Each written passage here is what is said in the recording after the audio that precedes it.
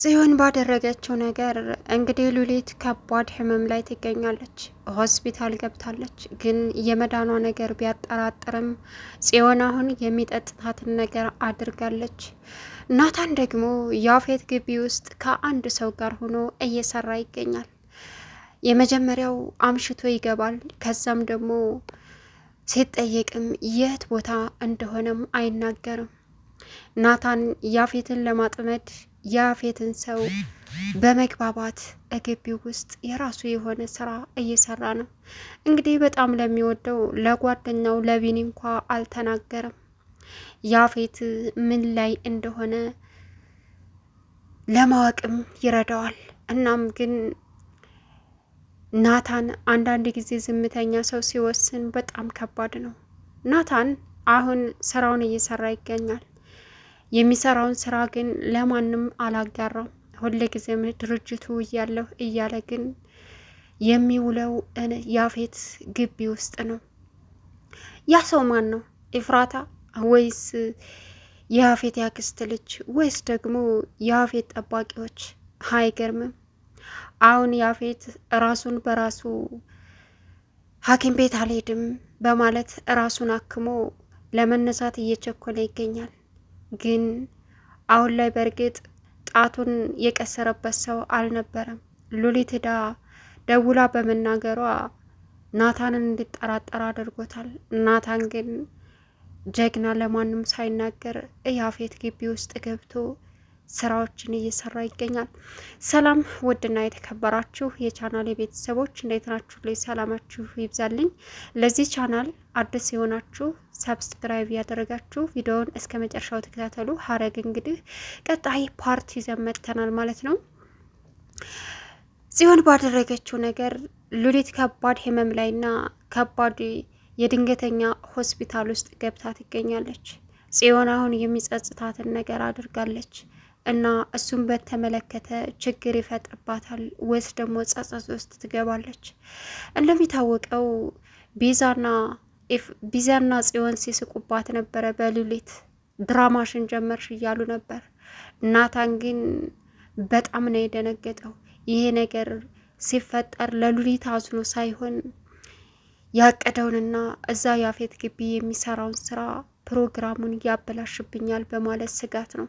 እናም ናታን አሁን እዛ ያፌት ግቢ ውስጥ ማን ነው የሚረዳው? እንግዲህ እቢኒ ጋር በብዙ ነገር ይወያያሉ፣ ብዙ ነገሮችንም ያደርጋሉ።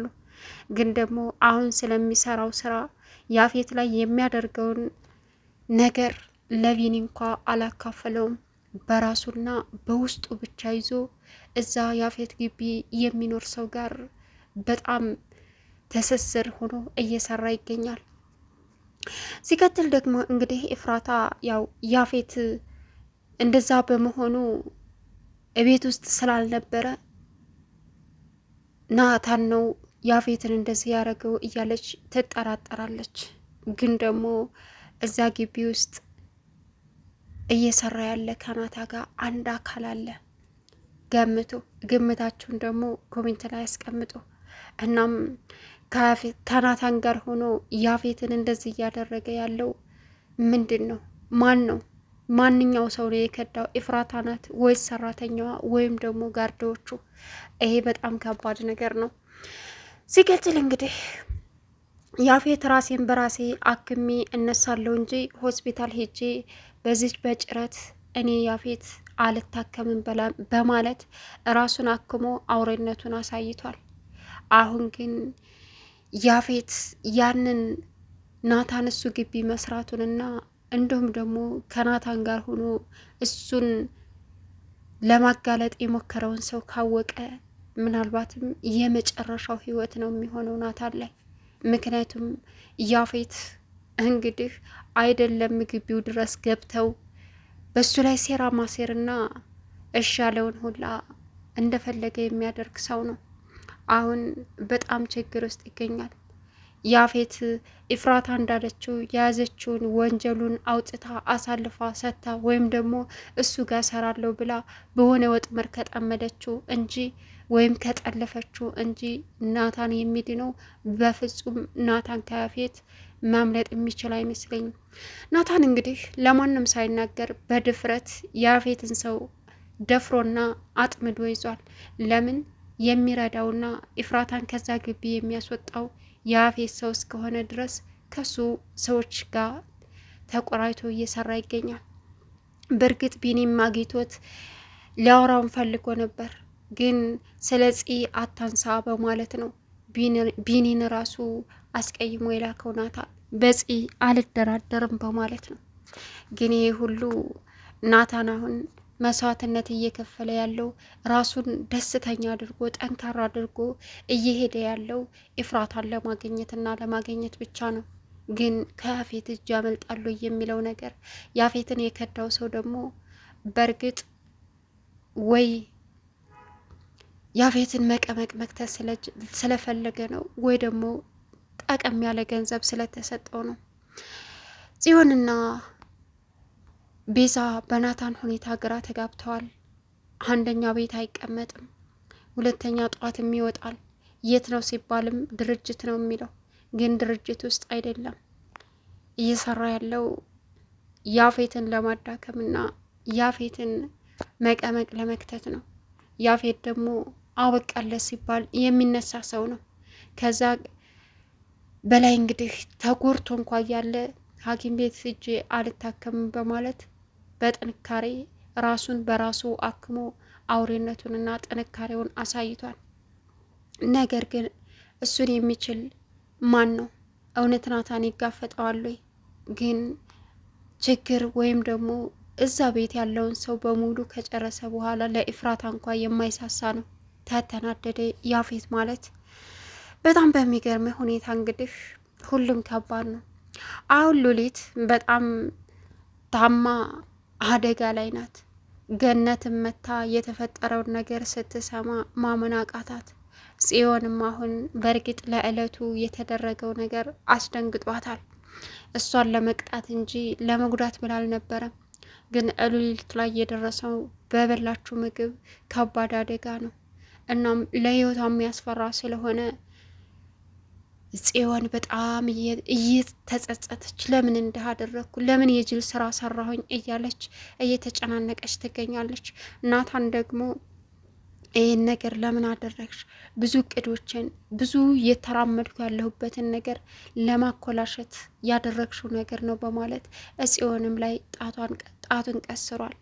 እንግዲህ ያፌት ለጊዜው ጣቱን የቀሰረበት ሰው ባይኖርም አሁን ሉሊት ደውላ በመናገሯ ናታን ነው በቃ እቤት ሳይውል ከዋለ፣ ስለዚህ እኔን ይወጋኝ እሱ ነው በማለት ጥርጣሬ ላይ ይገኛል። በጣም ከባድ ነው። ግን ማን ነው የሚለውን ነገር አስቀምጡልኝ ኮሜንት ላይ ማለት ነው። ግምታችሁን ማን እንደሆነ ደግሞ ነገ ይዘን እንመጣለን። ከናታን ጋር ያፌት ግቢ ሆኖ የሚሰራውን በሉሊት ሁኔታ ሁላቸውም ተጨንቀው ይገኛሉ። ሉሊት አሁን ከባድ ህመም ላይ ናት። ጽዮን ደግሞ የጅል ስራ ነው የሰራሁት፣ ጽዮን ለምን ይሄን አደረግሽ? በእርግጥ ይገባታል፣ ግን ደግሞ ሰው አቆብኛል። ያደረግኩት ነገር ፊት ለፊት ነው። እሷ አንድ ነገር ብትሆን እኔ ነኝ ቀድሜ እስር ቤት የምገባው እጭ ሳስጠላ እያለች በምትናደድበት ሰዓት ናታንም ጽዮን ላይ ጮኸባት። ለሰዎች እንዴት እንደዚህ ታደርጊያለሽ? እንዴት ይህን ነገር ታደርጊያለሽ? በማለትም ቤዛም መለስ ብላ ጽዮንን ለኔ ማትመለስ ማለት ነው እያለች ነበረ። የቤዛ መልካምነት ቢቀየርም ግን ደግሞ አሁን ላይ ነገሮች ታቅማ በላይ ውስብስብ ብለውባታል። እናም ተማንኛቸው ትሆን? ኤፍራታ በዛ ያለ ፍላጎቷ ገብታ እየተሰቃየች መስሎ ይታያታል። ግን እስካሁን ኤፍራታ ደግሞ የያፌትን ዶክሜንቶች እየዘረዘረች እያወጣች ትገኛለች። እናም ሁሉንም ወሬውንም ሰምታለች። እያንዳንዱን ነገር ትከታተላለች ማለት ነው።